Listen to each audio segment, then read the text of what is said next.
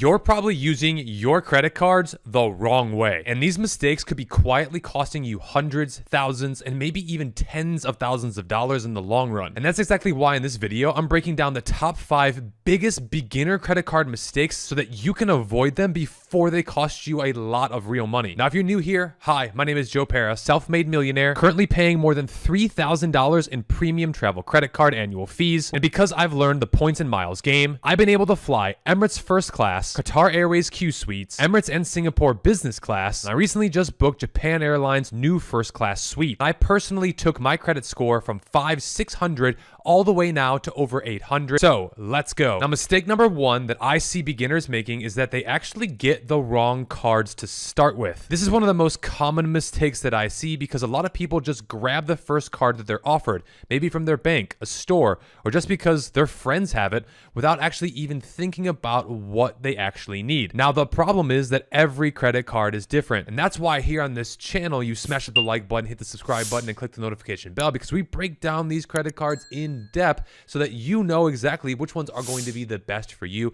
how to maximize the rewards, and actually how to have these credit cards pay you just for having them open. Now, you see, some credit cards are good for groceries. Some are actually good for travel. Some are good for food and dining. And some have really great sign-up bonuses that can be worth literally hundreds, if not thousands of dollars if used strategically. And if you pick the wrong card, though, you're going to be leaving money on the table and missing out on opportunities to maximize these rewards. So the goal of credit cards is to match up your spending habits with your financial goals. For example, if you spend a lot on rent, the built cards are going to be the best for you because you can get points just for paying your rent or mortgage. If you do a lot of traveling, the American Express Platinum card is my personal favorite and has over $3,500 worth of benefits. And if you're in business, the gold card with American Express is perfect, or the gold card, the personal one, is great for groceries and food. So based on your goals, pick cards that earn points or miles that you can actually use, and don't just stick with a card out of convenience. You really do need to be intentional to win the points and miles game. Now, the right card can set you up for big wins, and the wrong card, though, can literally cost you tons of money. And that's why this is my number 1 biggest mistake right now that I see, because if you start off with the wrong card, it's hard to make up for the next things I'm going to share with you in this video. Now, mistake number 2 is carrying a large credit card balance. So credit cards are to be used, in my personal opinion, as tools. They're not extra free money. In fact, a credit card is borrowed money. It's an unsecured short-term loan. But when some people see $1,000, $10,000, they just think, well, I'm just going to pay this later and I can use this right now and it's my money now. And this is where things can definitely go off the rails. This is because I believe credit card interest is completely unnecessary. Unlike a mortgage or a car loan, you really don't need to be paying interest on a credit card if you pay off in full every month. Yet for some reason, people are willing to just pay the minimum and they end up paying a lot in interest over time, and they're really not even aware of it. The reason why this is such a huge mistake to avoid is because if you pay interest,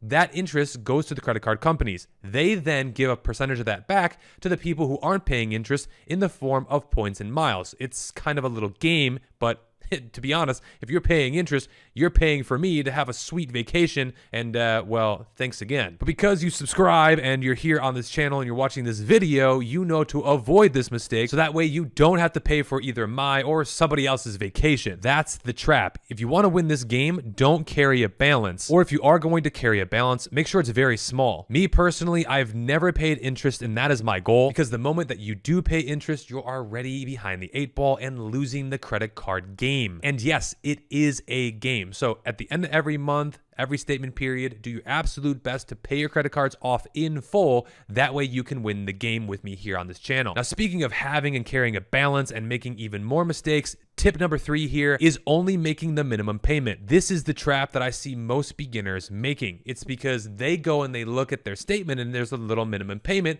and they think, well, cool, that's all I have to pay then? That's all I'm going to pay, and there's no consequences because, well, that's what it says. But here's the problem. You see, there's actually 2 options. You can pay the entire balance, or you can make the minimum payment. And the credit card companies love when you only make the minimum payments. And this is because sometimes the minimum's only $20, $30, maybe even $50. You might think to yourself, well, that's fine. Like, I'll just pay the rest later. I have the money. There's no urgency. But if you consistently get in the habit of making minimum payments and the balance gets higher and higher with a lot of interest, this is where things can really snowball. Now, here's a pro tip. What I do is I set up automatic automatic payment so that it pays off my card each and every time in advance. That way I don't have to worry about this because I always have enough in the bank and I never spend anything more than I can afford to with my credit cards. Now, mistake number 4 I see a lot of new beginners doing is that they utilize and they use way too much of their spending limit. Now, yes, you are supposed to actually use your credit card. What's the point of having it if you don't use it? However, there are certain ways that you really want to go about doing this and being smart about it. Let me share with you some examples. Let's say you have a $10,000 credit limit and you go on a shopping spree because why not? You got $10,000 in credit.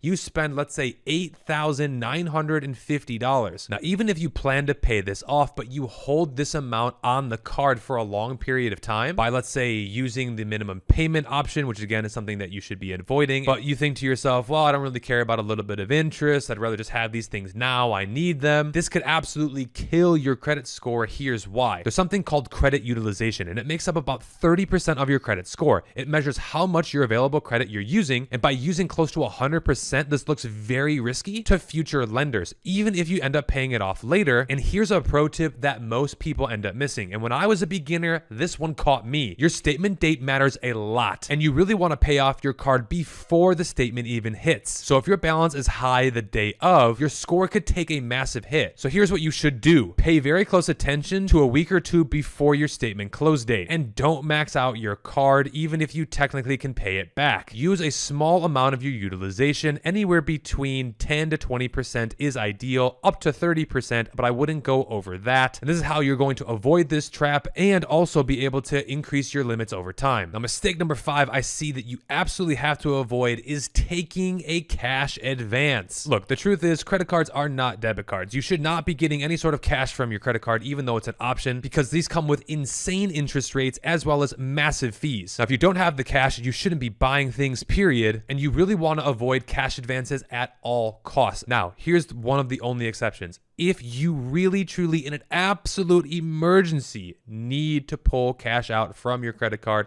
then yes, it may be justifiable, or there is some opportunity for your business that you need the cash right then and there to do something.